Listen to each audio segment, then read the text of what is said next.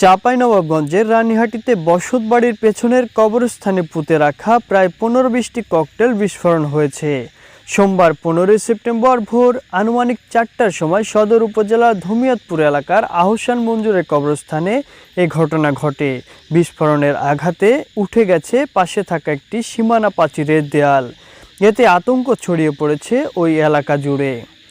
স্থানীয় বাসিন্দা আতিকুল ইসলাম জানিয়েছেন, ভোররাতে ককটেল বিস্ফোরণের শব্দে ঘুম ভেঙে যায় এলাকাবাসীর।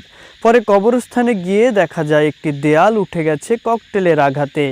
এমনকি আশেপাশের অনেক মাটি উড়ে গেছে। এখানে অন্তত 20টি ককটেল বিস্ফোরণ হয়েছে বলে জানিয়েছেন তিনি।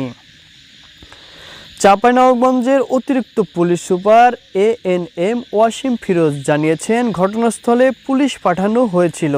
দেখে মনে হয়েছে মজুদ রাখা ককটেল বিস্ফোরণ হয়েছে। কারা এই ককটেল মজুদকারী তাদের বিরুদ্ধে তদন্ত করে ব্যবস্থা নেওয়া হবে।